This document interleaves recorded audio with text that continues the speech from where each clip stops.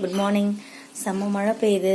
First எடுத்தோன்னே new தக்காளி செடியை காட்டுறோம். மழை வருதுன்னு இதை எடுத்துகிட்டு வந்து கீழே வச்சுட்டோம். அப்புறமா மழைலாம் போன அப்புறம் புயல்லாம் போன அப்புறம் எடுத்து மேலே வைக்கலாம்.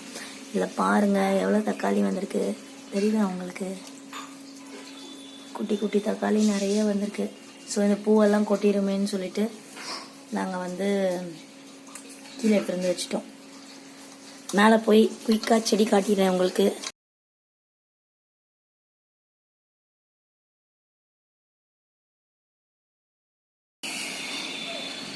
இங்கே பாருங்கள், கொத்தவரங்க செடி வாடி இருக்குது. பட் ஆனால் அதுக்கு மருந்து கொடுத்துட்டு தான் இருக்கேன். இந்த குட்டி செடி பாருங்கள், இதுலேயும் நிறைய காய் இருக்குது. ப்ளஸ் கத்திரிக்காய் பாருங்கள். இந்த கத்திரிக்காவை எடுத்து இன்றைக்கி கத்திரிக்காய் காரக்குழம்பு வைக்க போகிறோம்.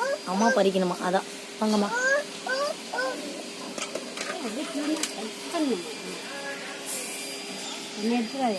சின்னதை எடுக்காதீங்க.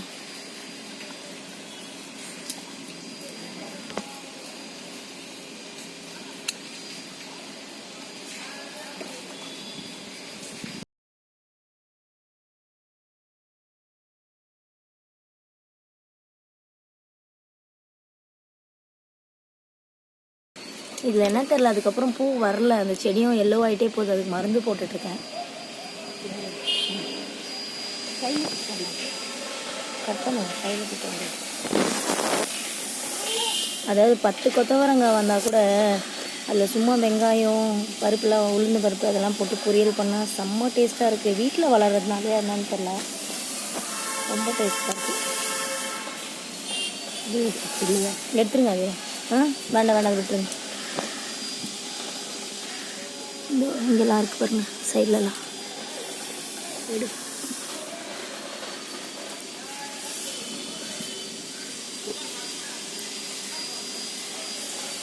அவ்வளோதான், அம்மா அதை எடுத்துட்டோம். நான் உங்களுக்கு குயிக்காக அப்டேட்ஸ் காட்டிடுறேன். இங்கே பாருங்கள் கத்திரிக்காய் செடி, இங்கே வெள்ளை கத்திரிக்காய்